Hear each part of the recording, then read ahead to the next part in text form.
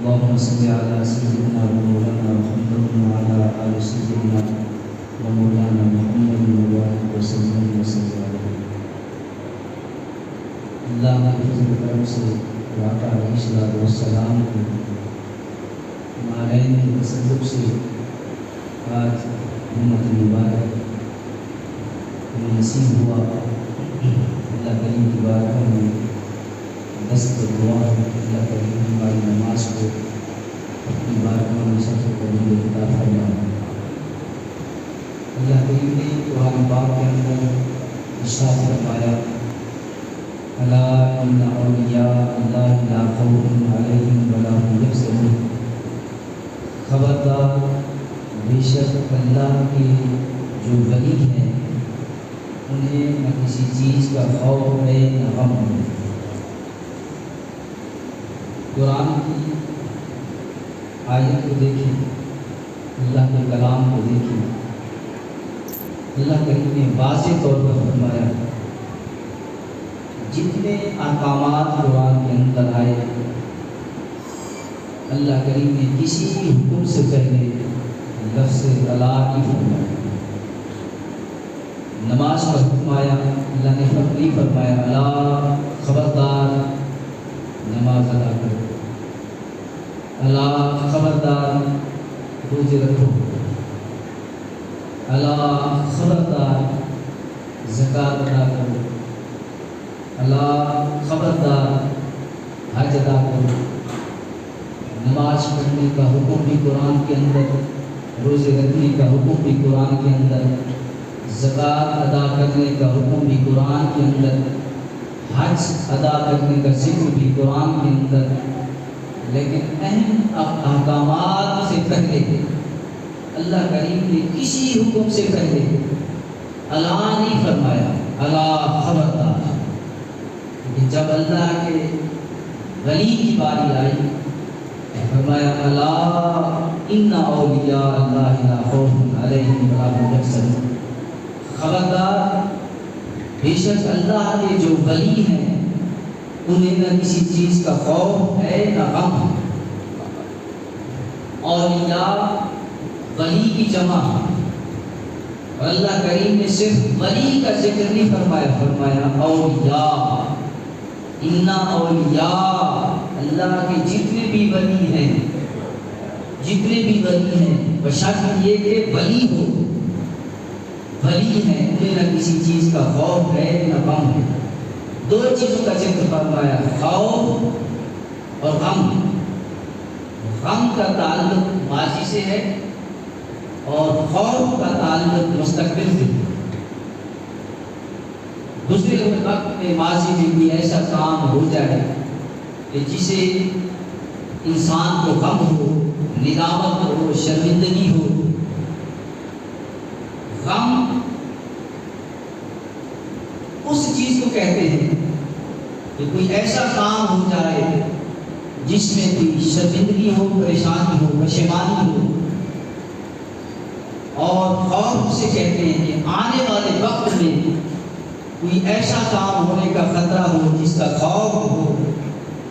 رب کائنات نے فرمایا ولی وہ ہے کہ جس کا وقت گزر گیا, گزرے ہوئے وقت کا بھی اسے غم نہیں اور آنے والے وقت کا بھی انہیں کوئی خوف نہیں. واضح فرمایا الا ان اولیاء اللہ لا خوف علیہم ولا هم یحزنون. خبردار, خبردار کرنے کے بعد پھر اللہ کریم نے دوسری تاکید لگائی, فرمایا ان اور ان کا معنی بے شک. بے شک کسے کہتے ہیں؟ بے شک اسے کہتے ہیں جس بات کے اندر سچائی ہو، جس بات کے اندر کوئی شک نہ ہو، کسی بات کے اندر نہ بام نہ شک کی گنجائش ہو، اسے کہتے ہیں بے شک۔ رب کائنات نے فرمایا الا فرمانے کے بعد، الا خبردار، خبردار کرنے کے بعد فرمایا بے شک، خبردار بھی کر دیا، پھر فرما دیا کہ اس جو بات کہہ رہا ہوں، رب کائنات نے فرمایا خبردار کرنے کے بعد جو بات کہہ رہا ہوں اس بات کے اندر شک نہ کرنا، وہم نہ کرنا۔ اللہ کے جو ولی ہیں انہیں نہ کسی چیز کا خوف ہے نہ غم ہے۔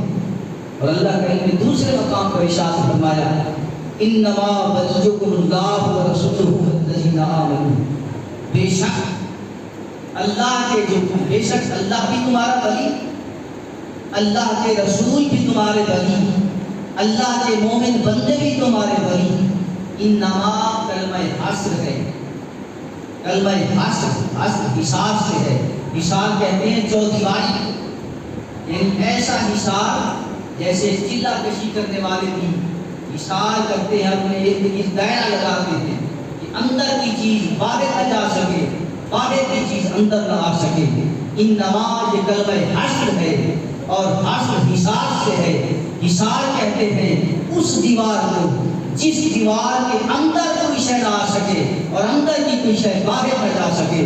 فرمایا انما ولیکم اللہ ورسولہ والذین آمنوا، بے شک اللہ بھی تمہارا ولی، یہ بھی حصر ہے، اللہ کے رسول بھی تمہارے ولی، یہ بھی حصر ہے، اللہ کے مومن بندے بھی تمہارے ولی، یہ بھی حصر ہے۔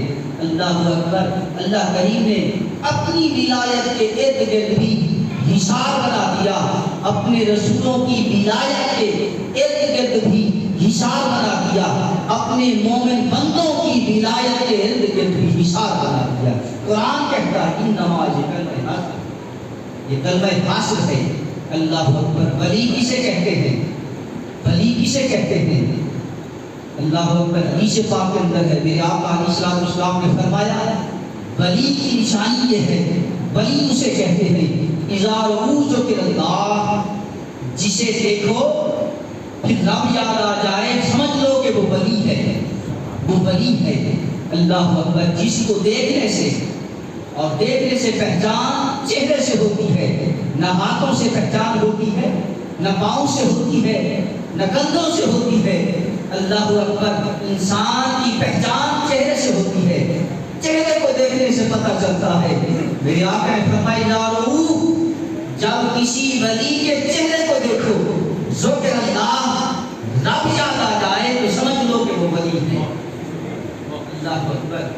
حضرت سلطان باہو رحمۃ اللہ علیہ فرماتے ہیں کہ ولی کسے کہتے ہیں؟ ولی کسے کہتے ہیں؟ ہر کسی نے اپنے انداز میں، اپنی تحقیق کے مطابق ولی کی تعریف کی ہے۔ ولی کسے کہتے ہیں؟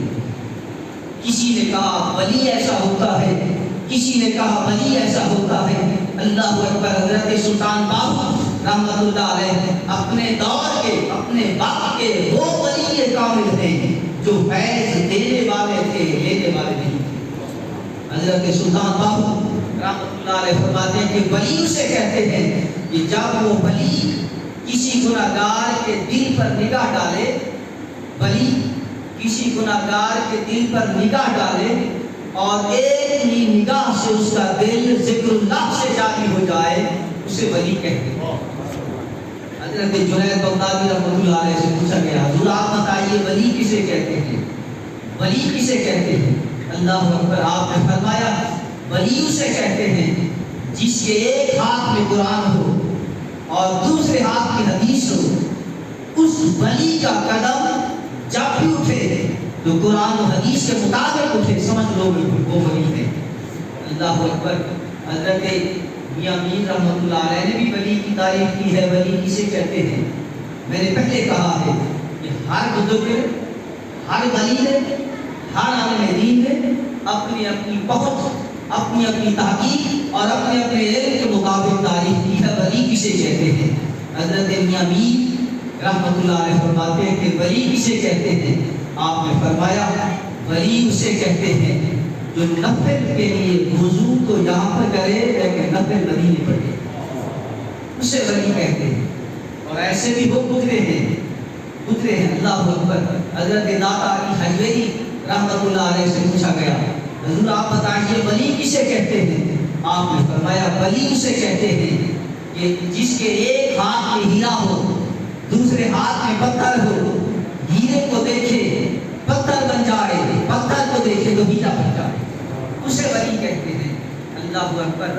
ہر بزرگ نے ہر ولی نے اپنے اپنے انداز میں دیدار کیا ہے. کسی کو ایک مرتبہ دیدار ہوا, حضرت بابا فرید الدین گٹشکر رحمۃ اللہ علیہ ان کو 34 مرتبہ حضور کا دیدار ہوا. حضرت علامہ امام جلال الدین رحمۃ اللہ علیہ ان کو 75 مرتبہ حضور کا دیدار ہوا. کسی کو کتنی انداز میں, کسی کو کتنی تعداد میں حضور کا دیدار ہوا. اللہ اکبر. کسی نے کہا 70 مرتبہ, کسی نے کہا 75 مرتبہ, کسی نے کہا 50 مرتبہ, کسی نے کہا 10 مرتبہ.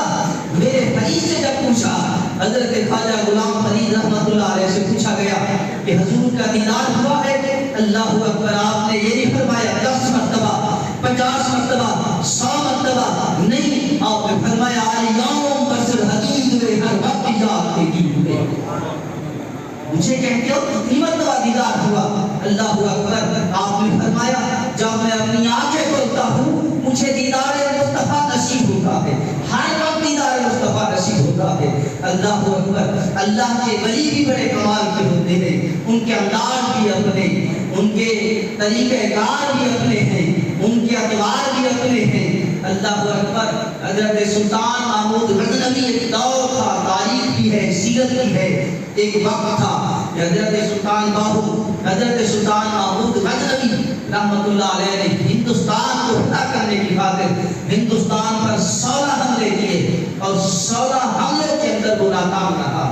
سلطان محمود غزنوی یہ وہ شخصیت ہے, اللہ اکبر, رات کو اس وقت تک ناسوں سے جب تک حضور کی ذات پر درود نہ پڑھتے, حضور کی ذات پر درود پڑھتے پڑھتے پھر سو جاتے.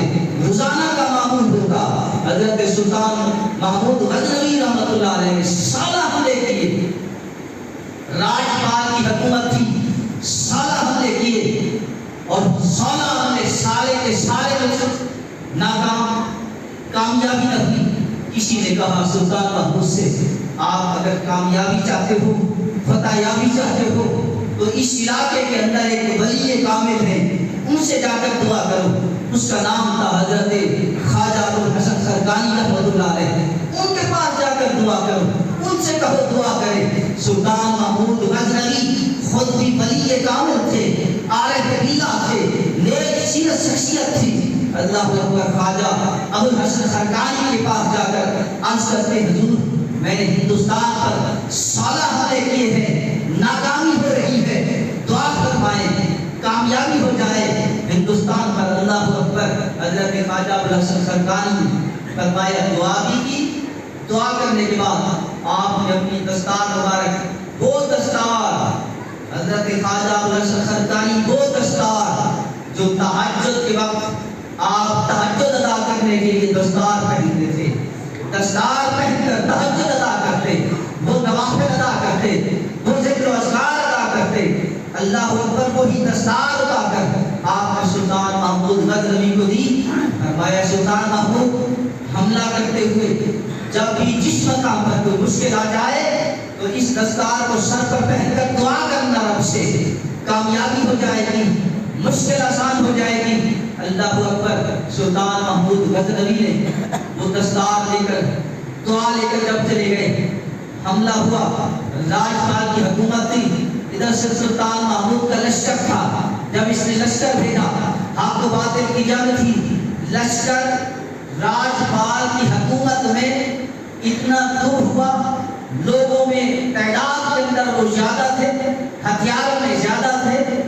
یہ لشکر مسلمانوں کا جب لڑنے کے لیے داخل ہوا, اللہ اکبر, باہر سے معلوم نہ ہوتا کہ لشکر اسلام گیا کہاں ہے. سلطان محمود غزنوی پریشان ہو گئے کہ شکست ہو رہی ہے, ناکامی ہو رہی ہے, کامیابی سے ہم کنار نہیں ہو رہے, پریشان تھے. کسی نے آ کر سلطان محمود غزنوی کے بازو کو جھنجھوڑا اور کہا سلطان محمود پریشان ہو وہ دستار پہن کر رب سے دعا کیوں نہیں کرتے؟ جو دعا لے کر آئے ہو، دستار لے کر آئے ہو، وہی دستار پہن کر رب سے دعا کرو۔ سلطان محمود کہنے لگا اللہ اکبر۔ جب یہ آواز آئی تو سلطان محمود غزنوی نے وہی دستار سر پر پہن کر رب سے دعا کی، یا اللہ اسلام کو فتح نصیب فرما، اسلام کو کامیابی عطا فرما۔ سلطان محمود نے جب یہ دعا کی، اس دستار کی برکت سے اللہ کریم نے مسلمانوں کو فتح دی۔ تھوڑی دیر کے بعد دیکھا کایا پلٹ گیا ہے، اسلام کا جھنڈا بلند ہو گیا ہے۔ سلطان محمود غزنوی اسلامی لشکر کے ساتھ کامیاب ہو کر جب واپس آیا، شکرانہ ادا کروں خواجہ ابوالحسن خرقانی کا۔ جب خواجہ ابوالحسن خرقانی کے پاس پہنچے، اللہ اکبر، زیارت کی، خواجہ ابوالحسن خرقانی نے پوچھا سلطان محمود کامیابی ہو گئی، اسلامی لشکر فتح یاب ہو گیا؟ اللہ اکبر۔ سلطان محمود غزنوی نے کہا حضور کامیابی ہو گئی، دعا دی آپ نے، فتح مل گئی ہے۔ سلطان محمود غزنوی نے کہا اللہ اکبر۔ خواجہ ابوالحسن خرقانی نے سلطان محمود غزنوی سے کہا سلطان محمود یہ دستار پہن کر تم نے دعا کون سی مانگی تھی؟ سلطان محمود غزنوی نے کہا حضور یہ دستار پہن کر میں نے دعا مانگی، یا اللہ اس دستار کے صدقے تیری بارگاہ میں التجا کر رہے ہیں، اسلامی لشکر کو ہندوستان پر فتح نصیب فرما۔ اللہ اکبر۔ اب الفاظ سنیے، خواجہ ابوالحسن خرقانی کے الفاظ سنیے۔ آپ نے فرمایا سلطان محمود تو نے میری دستار کی بہت کم قیمت لگائی ہے، میری دستار کی تو نے توہین کی ہے۔ سلطان محمود حیران ہو گئے۔ خواجہ ابوالحسن خرقانی نے کہا سلطان محمود اس دستار کو پہن کر اگر تو رب کی بارگاہ میں یہ دعا کرتا کہ یا اللہ اس دستار کے صدقے پوری دنیا کے اندر اسلام پھیلا دے، تو اللہ کریم اس دستار کی برکت سے آج ساری دنیا کے اندر اسلام ہی اسلام ہوگا، ہر جگہ مسلمان ہوگے۔ سامعین محترم، ولی اللہ کریم نے تصرف کیا ہوتا ہے۔ صحیح بخاری کے اندر یہ حدیث ہے، صحیح بخاری۔ اللہ اکبر۔ تمام ائمہ محدثین کا یہ متفقہ فیصلہ ہے کہ قرآن کے بعد اگر مقام ہے تو صحیح بخاری کا مقام ہے، اور صحیح بخاری کے اندر یہ حدیث موجود ہے۔ میرے آقا علیہ الصلوۃ والسلام نے فرمایا کہ جو شخص، جو ولی، جو بندہ کثرت نوافل کے ساتھ رب کا قرب حاصل کر لیتا ہے، رب کائنات نے فرمایا میں اس کے ہاتھ بن جاتا ہوں، اس کے پاؤں بن جاتا ہوں، اس کی زبان بن جاتا ہوں، اس کی آنکھ بن جاتا ہوں، اس کے کان بن جاتا ہوں۔ زبان انسان کی ہوتی ہے، بولتا میں رب ہوں۔ آنکھیں انسان کی ہوتی ہیں، دیکھتا میں رب ہوں۔ سب کان انسان کے ہوتے ہیں، سننے والا میں رب ہوتا ہوں۔ اللہ اکبر۔ جب آنکھ انسان کی ہو، دیکھنے والا رب ہو، تو پھر حضرت عبدالقادر جیلانی کیوں نہ فرمائے کہ میں ساری دنیا کو ایسے دیکھتا ہوں جیسے اپنی ہتھیلی پر رائی کا دانہ ہو۔ اللہ اکبر۔ وہ طاقت ہوتی ہے رب کی، رب کی عطا ہوتی ہے۔ بظاہر وہ آنکھ انسان کی ہوتی ہے، عطا کرتا طاقت جلوے رب کے ہوتے ہیں۔ رب کے جلووں سے دیکھتا ہے، رب کے جلووں سے وہ بولتا ہے، رب کے جلووں سے وہ سنتا ہے۔ اللہ اکبر۔ رب کائنات کی ذات کا وہ جلووں کا وہ مظہر بن جاتا ہے۔ ویسے بھی اگر دیکھا جائے قرآن کے اندر انسانی فلسفہ کیا ہے، انسان کا مقام کیا ہے، جتنی بھی مخلوقات دنیا کے اندر ہیں، اللہ کریم نے، رب کائنات نے اپنا نائب نہ کسی جبرائیل یعنی فرشتے کو بنایا، نہ کسی حور کو بنایا، نہ کسی غلمان کو بنایا، اللہ اکبر، نہ کسی اور مخلوق کو بنایا۔ رب کائنات نے اگر اپنا نائب بنایا ہے تو انسان کو بنایا۔ فرمایا انی جاعل فی الارض خلیفہ، کہ میں انسان کو اپنا نائب بنا کر دنیا پر بھیج رہا ہوں۔ انسان رب کا نائب بن کر آیا ہے دنیا پر۔ انسان اپنی حقیقت دیکھ لے، اپنی حقیقت دیکھ لے کہ تیری حقیقت یہ ہے کہ تو رب کا نائب ہے دنیا پر، رب کا نائب ہے۔ اللہ اکبر۔ لہذا یہ ماہ مقدس سفر کا مہینہ اس مہینے کے اندر آج غالباً تیسرا جمعہ المبارک ہے، اللہ کے ولیوں کی عظمت و شان پر تعریف پر گفتگو ہو رہی ہے۔ دعا کریں اللہ کریم ہم سب کو کی وہی عطا فرمائے، اللہ کریم ہم سب کو صحیح معنی پر گانا نماز پڑھنے کی توفیق عطا فرمائے۔